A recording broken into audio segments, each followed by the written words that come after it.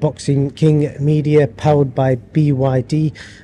Lawrence Okolie out here in Dubai, the Design District. If I got that right? Yes, you have, yeah.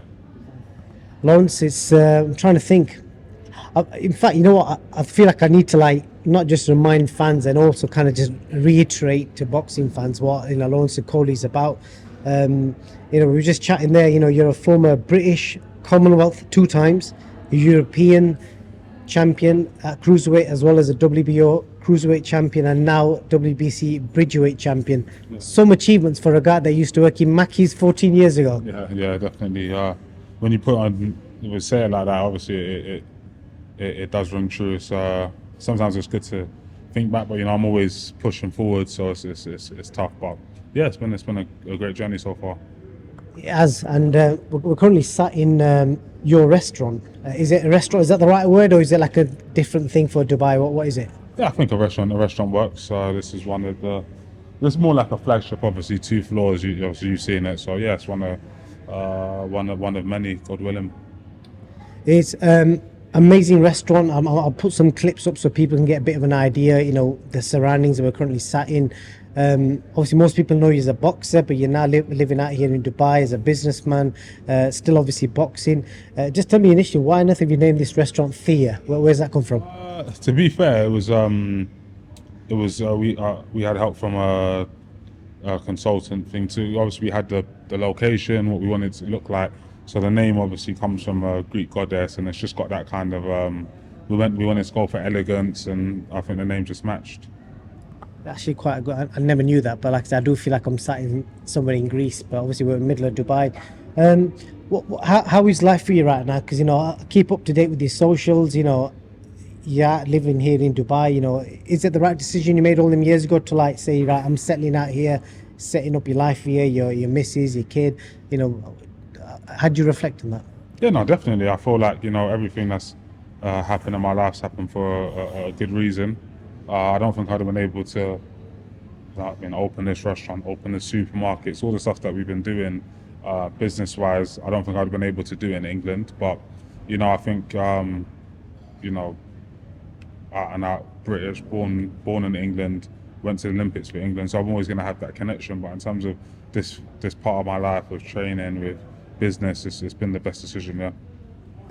Yeah, no, I forgot to mention that in your accolades, you're a former Olympian as well.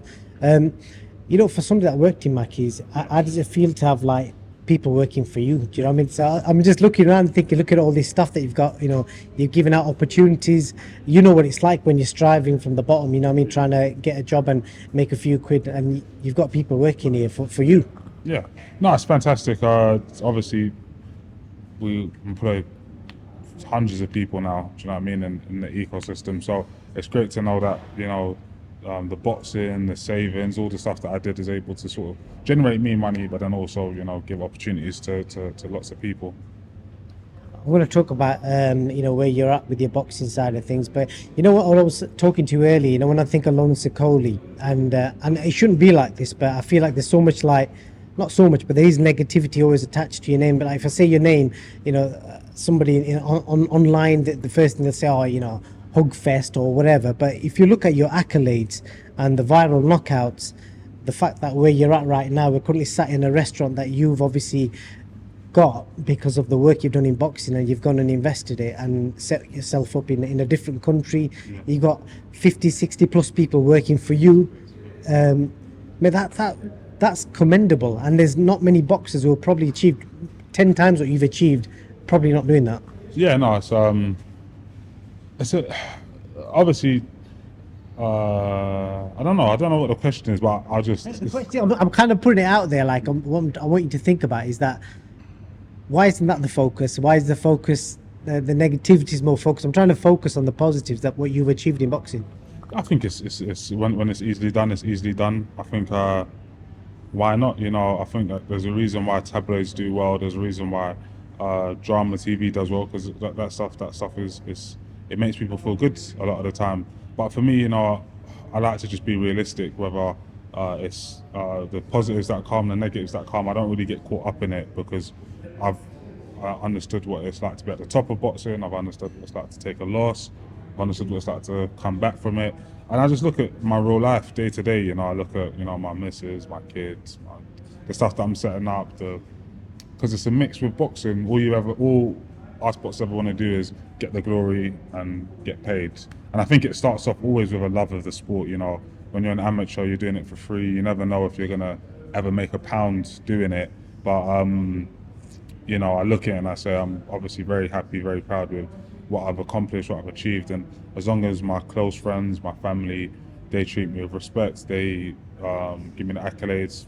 That's all that matters, and I get enough, because I don't do it for the pats on the back. The ones that I get are enough. That's quite nicely put. But when I just want to ask you, just out of curiosity, when you used to work in McDonald's, and now you've got people working for you, is there anything that you learned from your time there under like the management and the way that you was maybe treated, or how things were for you that you kind of maybe brought into this kind of as the guy at the top now? Yeah, definitely. I think it's about obviously everyone feeling respected.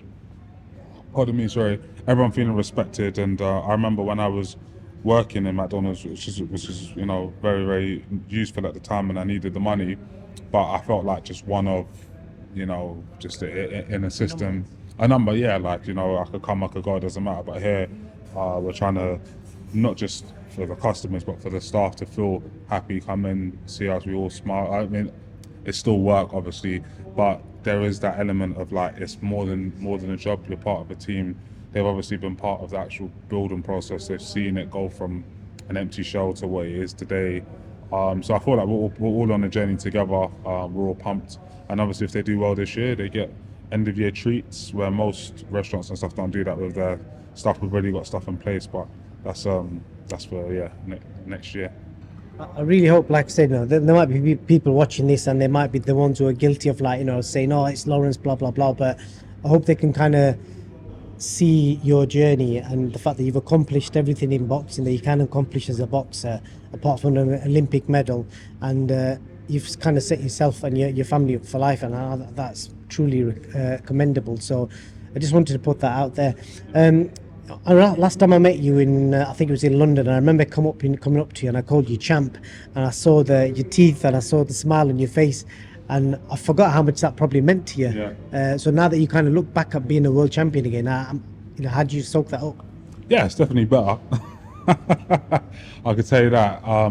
It's just I like to see myself as a winner in all aspects of life. So that competitive nature, that's the accolade that I want in boxing. I'm not in boxing to be just a random competitor. It's to be known as the best or one of the best in the world. And I think that something like a world title is one of the best ways to demonstrate that. So to have won a world title, defended it a good few times, lost, won another world title, and God willing, go on and do more.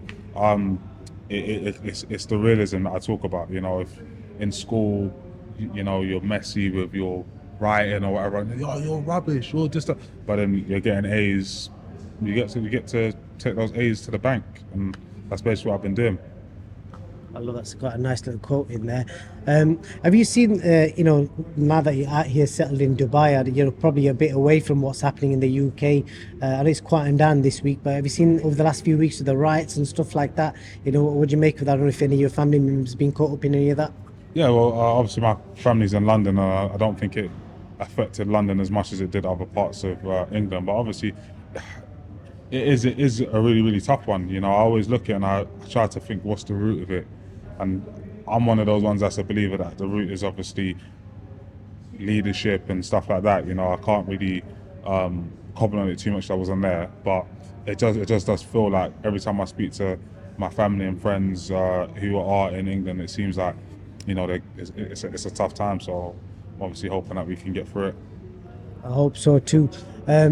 Boxing wise, obviously it's been a while since you've won that belt. Where are we at with Lawrence Okolie? Are you going to defend that belt? I know Kevin Lerone has been mentioning your name, or there's rumours of you going up to heavyweight. So where are you with all that at the moment? Yeah, it depends. Obviously the front runner is obviously boxing against Kevin Lerone, defending the world title. Obviously there's a lot of reward on the other side of that with the likes of Wilder hopefully making his way down to Bridgerweight. There's Is that true? Is that just a it's rumor? stuff that I've heard. I can't say I don't know him, but stuff like that I've heard is true. There's lots of opportunities, and when you've got like a WBC belt, it comes with opportunities. So hopefully, that does play a factor. But there obviously were heavyweight opportunities that were put across my table. We were up for it, but you know how boxing is. Some people win, some people lose, and opportunities come, opportunities go. So we're in a situation where we're just seeing where we're at. It does look like it's going to be Lorena, but for me, I'm in a situation where whatever happens. Okay, so right now, no date, no concrete plans. No concrete date. There's obviously dates floated around, so it's just about what opportunity makes the most sense over the next week or two. If you could choose yourself, do you want to move up to heavyweight or do you want to defend that belt? If you got, say, a chance to defend your belt against Lorena, or maybe move up and be in a big heavyweight fight, I'm trying to think. I'll chuck a couple of names at you. Maybe a Dillian White or even Derek Chisora, who's on a mad resurgence.